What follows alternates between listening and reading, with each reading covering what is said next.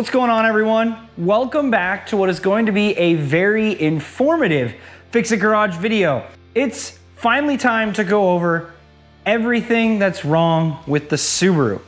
Did I blow it up? Did I break it? What is going on with it? Why did we not have it in the last event video? Well, today I'm going to explain to you guys everything that's wrong with the car and what we need to do to fix it. I'm gonna go over with you guys everything that I need to do to this car in order for it to be ready to go autocrossing and out on the track again. And the list, unfortunately, is longer than I thought it was gonna be. We'll start off with some of the obvious things that are wrong with it, and then we'll move on to the things that are a little less obvious, which I will explain everything as we go along and we go through the car. Let's get started right away with everything that's wrong with the STI. But before we get started on everything that's wrong with the car, I want to say one thing. The motor, it's fine. As far as I know, there is nothing wrong with that engine. It is performing at its tip-top shape. It is running exactly how we want. So as far as I know, the motor is not hurt. So any of you people that thought it was like head gaskets or I blew the motor, no, didn't break the motor, so haha. And real quick before we get started, I just want to thank everyone who watches the videos, likes them, and has subscribed to the channel. You guys are awesome, and I appreciate all of the support, and I hope that you guys continue supporting me as we keep moving on with new projects and we keep making this car better and better. I always appreciate the support, and thank you guys for sticking around. Now let's check out what's wrong with this car. Right off the bat, you guys can see right here, well, something's missing. Something very important is missing. As you guys know, we spent a lot of time fitting a new Veris front splitter, and well, she gone. It's kind of missing, and that's kind of missing. So what happened exactly? Let me explain. I got some explaining to do about this. So these are pieces of the Veris splitter. Shout out to Veris, you guys make a quality product, and this is not your guys' fault. This is 100% mine. So, what happened to the splitter? Well, it's kind of silly actually.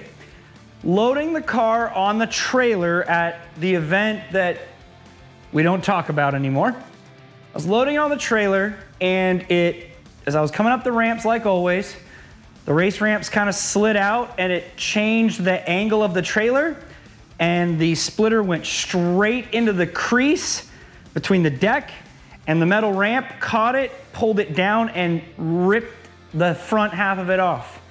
But not only did it rip the front half of it off, I don't know how well you guys can see in there, but way over on the far side of that splitter, not only did it knock the front of it off, it split it in half completely.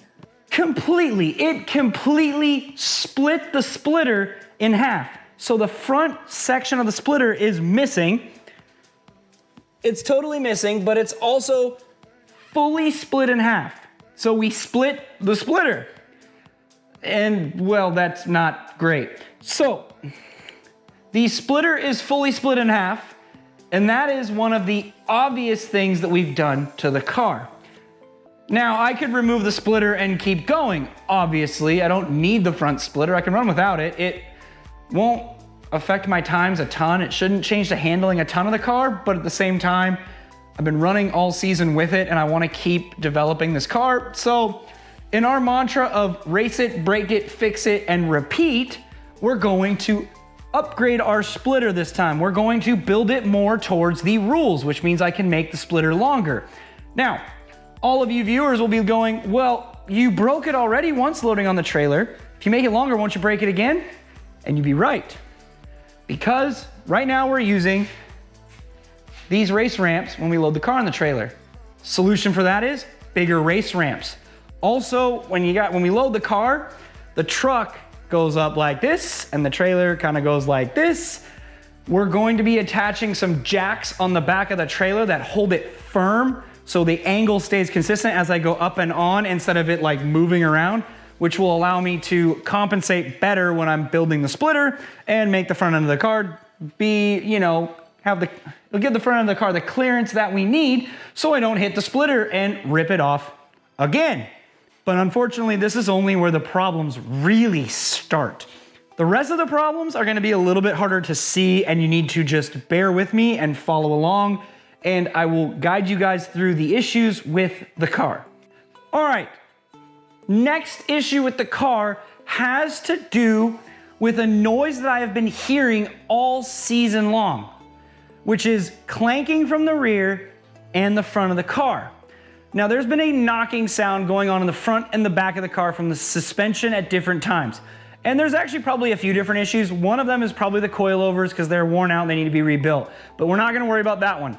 The other one is actually from our sway bar end links. And I don't really have a great way to show you guys what's wrong with them, but the white line aftermarket links are bound up, and so they get stuck, and that causes them to start clanking back and forth because they'll actually come loose and start moving around, and they'll be out of where they need to be, which affects the sway bar performance. So the solution for that is we're going to, once again, upgrade and improve our sway bar end links to a different brand, which I, for some reason, cannot remember right now, and I will put it here so you guys know what brand it is. We're gonna be upgrading to a different brand of sway bar end links and moving away from our white line links. However, we're gonna keep the white line sway bars in. Those are fine, it's just the end links that have been our problems. We're gonna go ahead and upgrade those as well. So our next issue is way down there. There's a sensor down there that's gold. That's our aftermarket oil pressure sensor. Anytime you run a performance engine, you want an aftermarket oil pressure sensor. You want to know what your oil pressure is. Very, very important, because the last thing you want to do is lose oil pressure and have the engine go boom.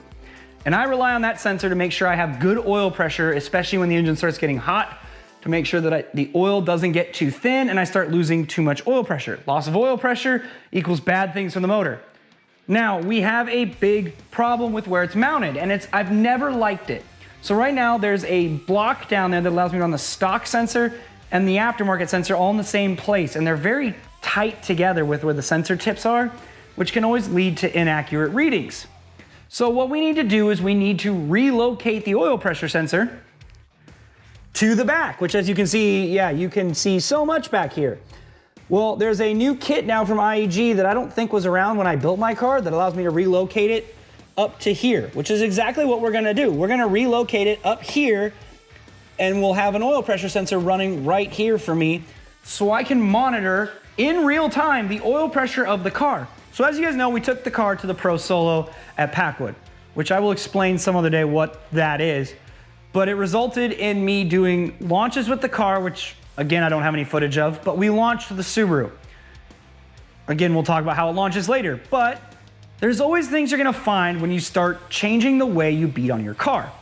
Now, through this, I started noticing a louder bang from the car coming from the front.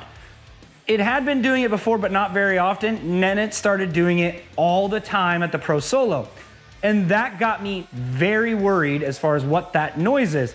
So I had to do some investigation to find out what it is, and I will show you guys what is going on, but first we gotta jack up one side of the car so I can crawl under there and show you guys what the banging was coming from. Welcome to the underside of the car.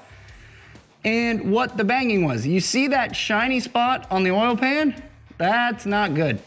That is where the oil pan was hitting the lower subframe. So why on earth would the oil pan hit the subframe? Well, there's actually a couple reasons. One reason an oil pan can hit the subframe is because it's too tight on the subframe. Usually this can happen with when you swap engines or put different pans on, it can result in the engine hitting the subframe. Now, this is a Killer B large oil pan. It is designed to fit there, so it should not be hitting the subframe, especially not that violently. So what on earth would lead to it? Well, the answer is much more simple than you think. Motor mounts. The motor mounts are allowing it to hit.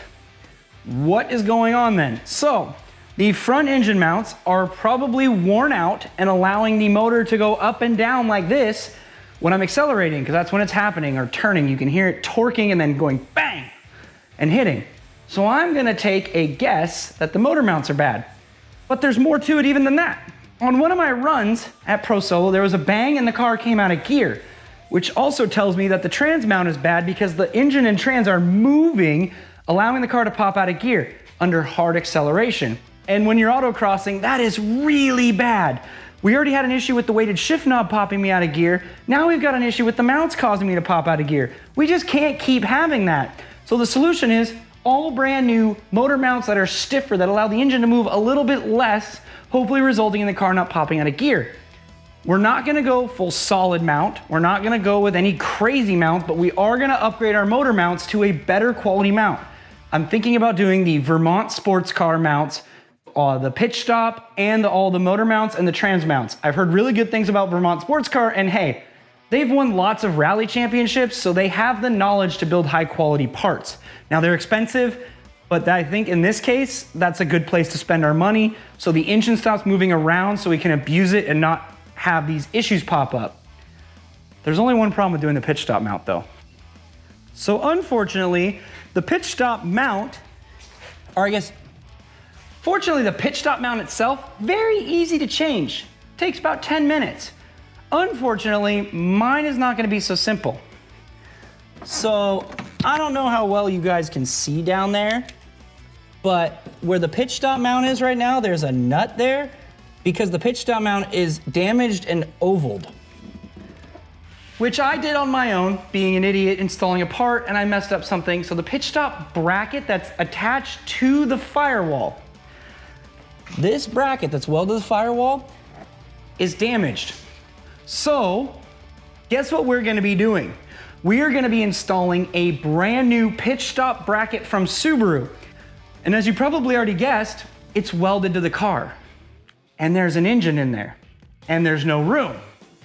So the engine is coming out of the Subaru to fix the pitch stop mount. And of course, while the engine is out, we're gonna make a few improvements to it, like the oil pressure relocation and a few of the things that I don't really wanna say just in case they don't happen. But I have some plans on what I would like to upgrade on the motor while it's out. We also need to replace that oil pan because the pan is now damaged and I don't wanna risk it cracking right there and spewing oil everywhere. So we're gonna put a new updated Killer Bee pan on there as well to try and improve that as part of our upgrade when we rebuild part of it. And it also allows me to pull the pan and check inside the motor, and fingers crossed we don't find anything scary. Now, there is one other thing that we need to fix while it is apart, and it has to do with the steering system. So power steering pump is hanging out right there, fine and dandy. Now what's been happening at autocross events? My steering is getting incredibly stiff and hard to turn once I get some heat in it. It's losing the thickness of the fluid, allowing the fluid to thin out, and it requires more effort to turn the wheel because the fluid is getting too hot in our updated rack. What is the fix, you ask? Custom power steering cooler. We're gonna be adapting a power steering cooler kit to this car to give it a power steering cooler so we can hopefully help with that steering issue going into next season. So we're gonna go and figure out how to install a power steering cooler on this car and get it to work. If anyone's done it, let me know down below in the comments because there's not a whole lot of information on installing a steering cooler in one of these cars, and any information would be super helpful. Now, along with all of that, I would like to start moving some weight around in the car, but more on that later. Again, there's other projects I would love to do to this car, but budget is going to be a huge problem. We don't have unlimited money. I don't have all the money I want to be able to spend to build this car the way I want. We have to kind of do it strategically, and we have to be smart about our money. We have a little bit of money from selling that Civic that we can use to fix this car, and we need to be smart with every penny that we spend so we can have it get this car back out on track next season, because the last thing I want to do is have this thing taking up space over here in the garage and not being used. That would be completely pointless. And the goal is to have this thing done for next season. Now that being said, I don't want to start tearing it apart until I have parts to put it back together, if that makes sense. I don't want to just have it sitting apart forever and staring at it, collecting dust. I'm going to drive the thing around right now and enjoy it, put the street tires back on, but I want to enjoy it till we have all the parts. And I also have 2 other projects lined up that I can work on while putting money away for this one. So in reality, could I have kept running the car this season? Yes, but I would be doing more harm than good, because the fact of the matter is, not only do I have all these engine mount issues, there's suspension shifting issues. It's really hard to tell, but when you look underneath the car, these suspension mounting points, some of them have shifted backwards from me aggressively launching the car, things have moved. So I need to loosen parts, recenter the suspension, align it, pull the motor out, fix everything wrong there, and put it all back together, and hopefully for the start of next season, have a awesome, kick-ass autocross car to bring another season of action for you guys. And this also will have some great content during the wintertime for you guys to enjoy. So I hope that you guys understand why I haven't been driving it. And for the rest of the season, I will be driving that fully prepped XB Miata, which is also another really awesome car to drive. And I'm looking forward to learning the driving style of a rear wheel drive versus an all wheel drive, which will hopefully help me next season be a lot faster. So stay tuned for more racing in the Miata, but also stay tuned for updates on this car and 2 other cars which require the engines to come out of that are coming to the shop very soon. So that is gonna do it for today, everybody. I wanna thank all of you guys for watching. If you like what you saw, don't forget to smash the like button. Leave some comments down below and thoughts on different brands and parts that you guys might recommend for when I upgrade the car. If you guys have your own suggestions, let me know. I'd be more than happy to listen and kind of do some research based on what you guys say, and so I can buy parts that are going to last and they're gonna actually help this car drive a lot better. But with that being said, thank you guys all for watching and listening to me just talk about everything wrong with the car. I don't know when it's gonna be back on the channel for the repairs, but I'll keep you guys updated, and I'll catch you guys in the next video.